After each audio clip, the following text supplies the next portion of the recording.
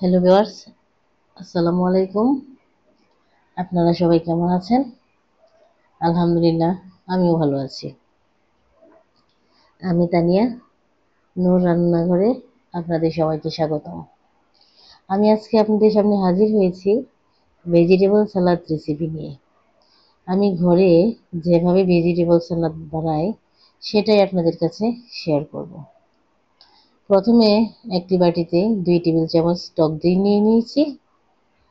দইটা আমি ডিপ ফ্রিজে রেখেছিলাম, তাই দইটা পানি পানি মনে আছে। তারপর দিয়ে দেব 2 টেবিল চামচ গুঁড়া দুধ, 4/1 চা চামচ লবণ, দিয়ে দেব 4/1 চা চামচ গোলমরিচের গুঁড়া দিয়ে দেব। তারপর মেয়োনিজ দিয়ে দেব 4 টেবিল চামচ।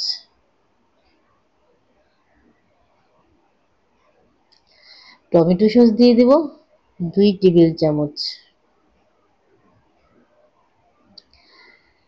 লেবুর রস দিয়ে দেব 2 টেবিল চামচ।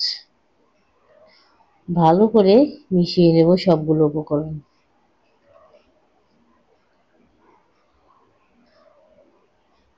খুব সুন্দর করে নেড়েচেড়ে মিশিয়ে নিয়েছি। তৈরি হয়ে গেল খুব মজাদার ও সুস্বাদু সালাদ ড্রেসিং ক্রিম। তারপর এর মধ্যে দিয়েছি আধা কাপ বাঁধাকপি কুচি। বাঁধাকপিটা আমি 5 মিনিট ভিনেগারে মিশিয়ে রেখেছিলাম যেন বাঁধাকপির গন্ধ না পাওয়া যায়। লাল ক্যাপসিকাম ও সবুজ ক্যাপসিকাম দুটো মিলে আধা কাপ নিয়েছি। একটি টমেটো কুচি, আধা কাপ পরিমাণ গাজর কুচি নিয়েছি, আর নিয়েছি আধা কাপ পরিমাণ শসা কুচি। এবার সবগুলো সবজি ভালো করে মিশিয়ে নেব। আপনারা এর সাথে কাঁচা পেঁয়াজ অ্যাড করতে পারেন। আমার কাঁচা পেঁয়াজ ভালো লাগে না, তাই আমি দেইনি। সবগুলো সবজি সালাদ ড্রেসিং ক্রিমের সাথে মিশিয়ে নিয়েছি। তৈরি হয়ে গেল আমার অসম্ভব মজার ও সুস্বাদু ভেজিটেবল সালাদ।